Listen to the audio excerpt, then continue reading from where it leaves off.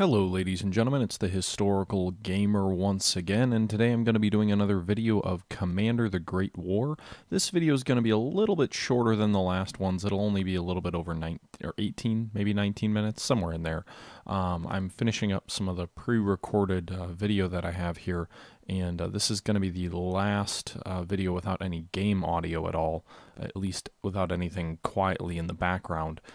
That's because, again, it's the last clip in that initial pre-recording that I already had done. I've still got about 2 more hours, but it's all got game audio in it. So this one's going to be a little bit shorter because of that. I'm also going to be returning to talking more about the game itself and what's going on in it, and less about historical topics. You know, I'm kind of struggling with how I want to do a game like this with a really long, series Let's Play. It's hard to talk strictly about the game. At the same time, it's kind of hard to just talk about history. Ooh, poison gas. Okay.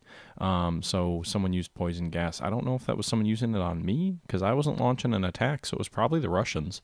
But, I kind of felt like the last few videos, while I know I've gotten some positive responses for it, they were maybe just a little bit too, almost like I was reading a book. And that's something that I want to steer clear of here. So you can see I've got a French army cut off along the Dutch border here, and they're gone now. I've also got the French cut off in Brussels, and I know I've already expressed my frustration with that capital cities produce supply. I think that's pretty ridiculous, but at the time I didn't know that while I was recording, so I kind of used the artillery to try and cut them off, not realizing that because they're in a capital, they're going to get supply anyway, no matter what I do. So that's frustrating. You can see the Italians are now in on the war here in the southern front, and the French have launched some forces into the Italian front as well to assist them.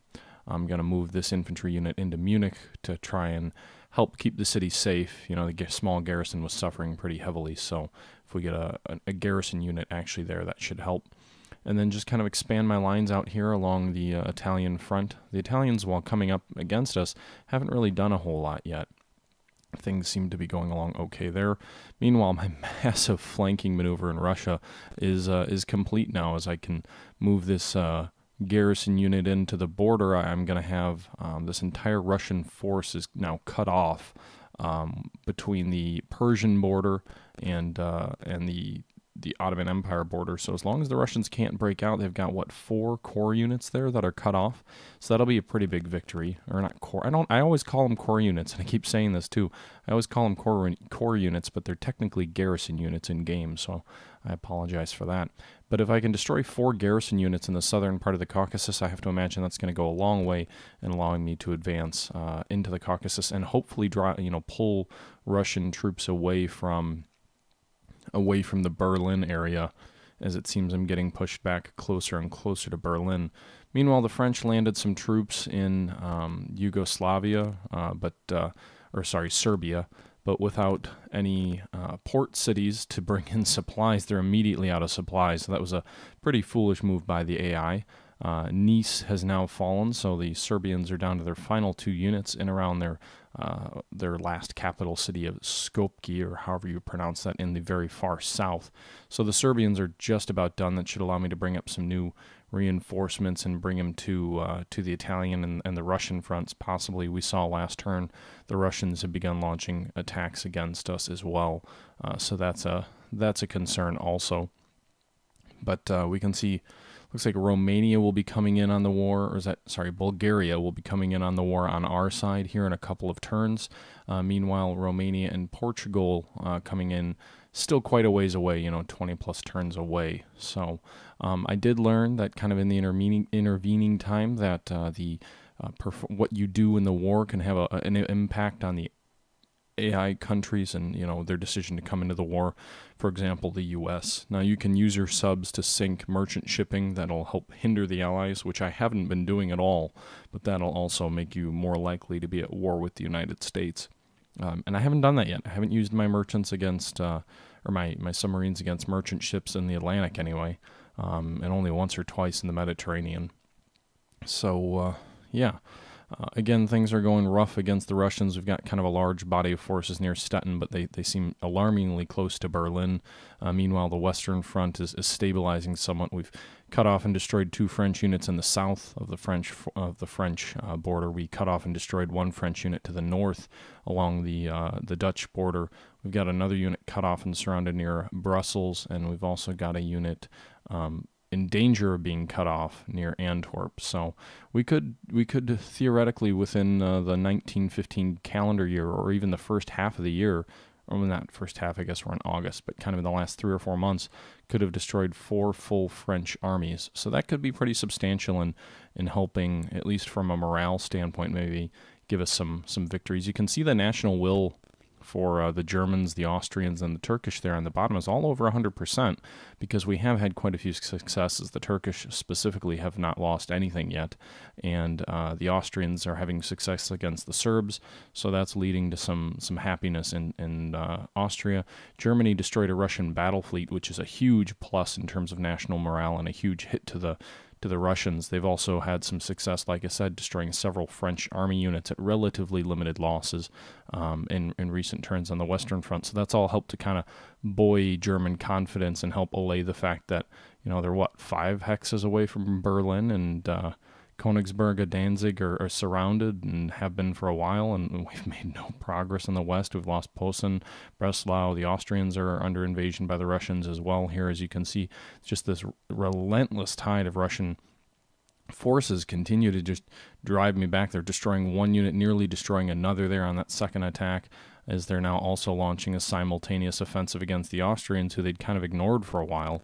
And I don't have the manpower to deal with them. This is the nightmare that the German, officer corps talked about leading up to World War I. The Germans had more or less acknowledged that they had a big advantage over the Russians before World War I, which is why they wanted to deal with the French first in the Schlieffen Plan, to try and win the war in the West before the Russians were able to mobilize in the East. And a key influencing factor in the German military wanting war when they did, using the Archduke's assassination as kind of an excuse to support the Austrians and get involved in a war, was because there was fear that Russia was industrializing finally after falling way behind the rest of Europe, and that Germany was kind of peaking out, if you will. They were kind of at the max of what they'd be able to do in terms of industrial capacity. So while German growth was starting to slow, there was this fear that Russian growth would pick up, and Russia's large population would allow it to surpass Germany. So there were some fears in the German military that essentially Germany was, relative to Russia and relative to France, as strong as they ever would be. Meanwhile, France and Russia would become more strong and eventually bury them and force, it was essentially, they believed it was better to fight a war now on their own terms than it would be to wait 10 years and then fight a war when they were heavily, at a disadvantage to a more modern Russian state. But you can see here I've got the 4 Russian garrison units cut off here in the Caucasus. We haven't destroyed that one yet, but we've driven it into a corner now. And, the troops, when they're surrounded, they don't fight nearly as well. So we're going to want to keep a tight vice on them. We don't want to, advance to finish off a unit and then end up letting another unit break out or kind of end the siege, if you will. Meanwhile, the Ottomans have several new units available to be placed, or a couple of new units, so I'm allowing to feed more quality reinforcements into the region as I attempt to keep defeating the Russians here. You can see there that unit is badly damaged now in the city of whatever it is, Sakamis. So it looks like they get a triangle when they're surrounded, but they've got a city that supports them, so it generates some supply, while a capital city generates a full supply, which I know I keep talking about it, but it really bugs me that it works that way. So we're done with our offensive in the Caucasus. That's really the only place that everything's working out exactly as I would like. I'm going to pull this infantry army back a bit to try and buy some time to get some reinforcements. Meanwhile, I'll reinforce the rest of these units. I don't have enough industrial points to build more and take the counteroffensive things here. I'm really being worn down. As you can tell, that manpower on the lower left is now in yellow for both Germany and Austria, as we've continuing to lose casualties. It's really become a war of attrition here, as we've now got we're starting to extend the line. We're starting to stabilize the front at the very least in Italy, with these reinforcements being brought in against the enemy here. Meanwhile, it looks like the British have also sent some troops into the Italian theater. So there's a full French army there. There's also a full British army there now as well. But at least the French sent and wasted a garrison unit here in Serbia, landing it without any support. So, and I'm going to have to face that problem here in Skopje as well, because, you know, the enemy's got their last capital city, which is going to generate supplies. So we're going to have to deal with that as well. That could be a tough nut to crack. It might take a little bit of time here, but at least I can start pulling some of these troops out through the rail lines and you know, reinforce the Italian front and help get things a little bit more under control on the Italian front here as we close in on defeating Serbia. Meanwhile, it looks like Stuttgart is under threat from this Italian army, which is invaded as well. So, and there you see Brussels is, you know, surrounded fully, but still fully in supply. So that's, again, something that's very frustrating for me personally. Looks like Antwerp, I don't know if that's supposed to be the Allied home waters with that that green, or if it's German home waters. I know when you're in the certain, you know, a certain range of friendly ports, it becomes a home water situation where you get a dramatic advantage in combat. I would assume that's the enemy home waters, because, you know, Antwerp is held by the French right now. So that would be the only thing that would make sense. We'll end the turn here with Brussels still surrounded.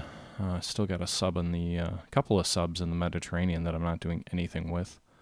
And yeah, we're all the way into August of 1915. So, you know, we still got a couple of years before the war ends, if things all go the way they are. But the way that the Eastern Front has unraveled essentially is somewhat disconcerting there, and you can see the French in Brussels launching another counterattack against their besieging forces.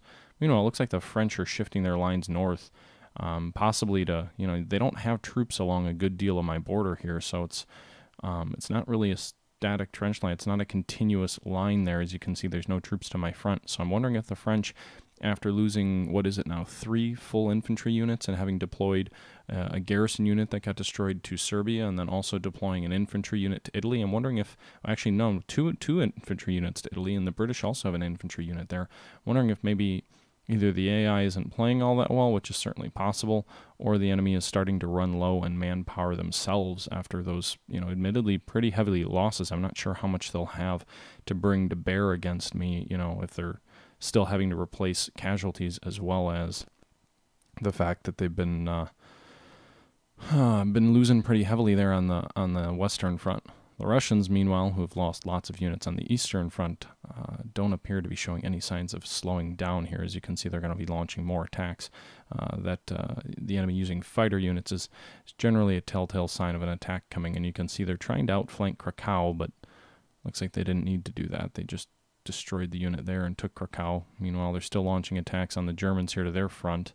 Yeah, it just really seems, and this game recording is kind of old, so this is, you know, probably a couple of weeks old. So maybe it's been patched, but it seems like at least at the time the game needed some rebalancing, without a doubt, to make it a little bit more even, maybe, for the Russians not being quite so powerful.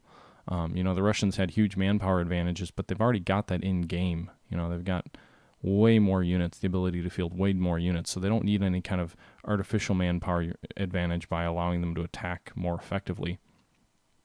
But you can see here I'm bombarding, and now I'm going to assault Brussels.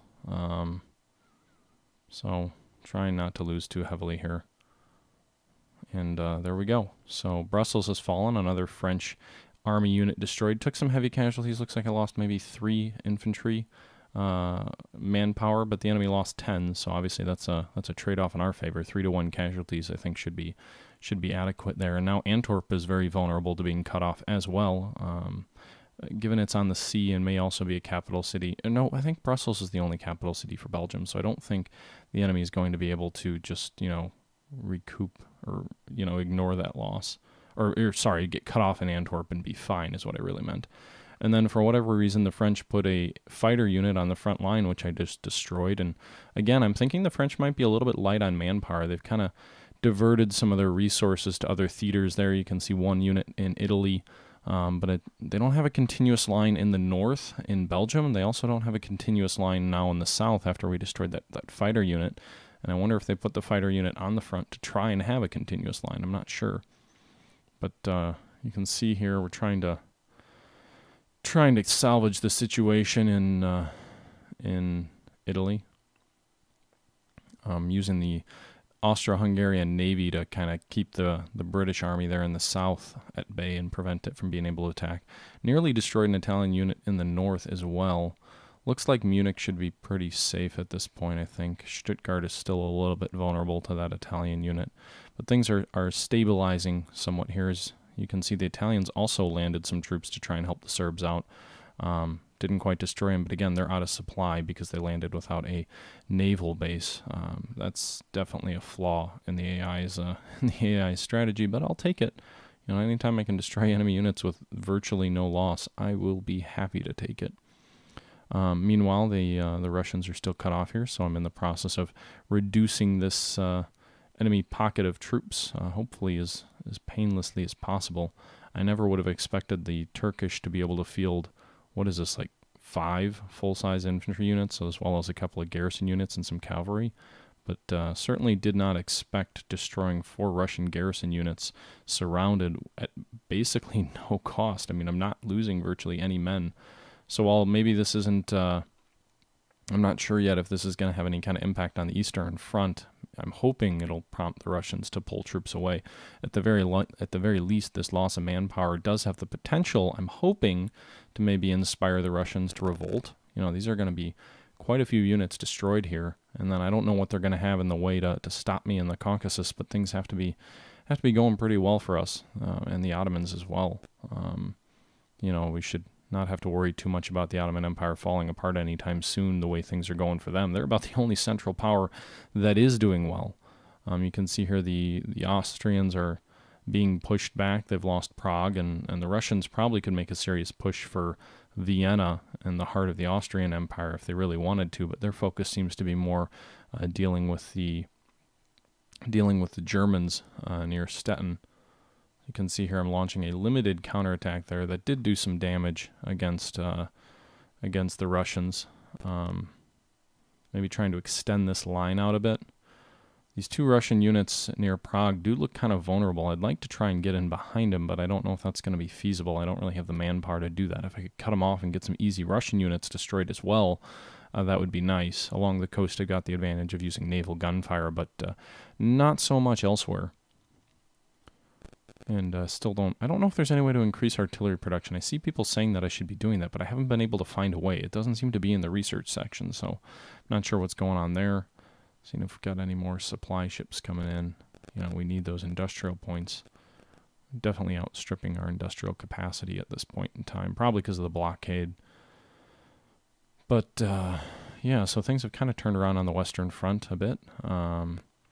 Italy's stabilizing. The Allies have lost heavily in Italy already. They lost several manpower points in that British army. They've lost almost an entire Italian army. They've lost something like 5 French armies in the last few turns.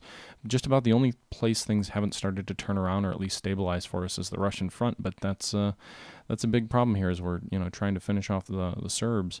The Russian front remains a huge problem, and I'm hoping that an Ottoman invasion of the Caucasus serves well to kind of save us, but we'll see. I think that's going to be about it, though, here as I kind of get ready to place my infantry unit. Again, this was more of a let's return to talking about the gameplay. I did mention 1 or 2 things about history, but in general, it was more of a gameplay video. It's shorter because it's the last cutout audio where I'm totally redoing my previous videos, so the rest should have some audio. But until next time, this is the Historical Gamer saying thank you for watching, and I'm out.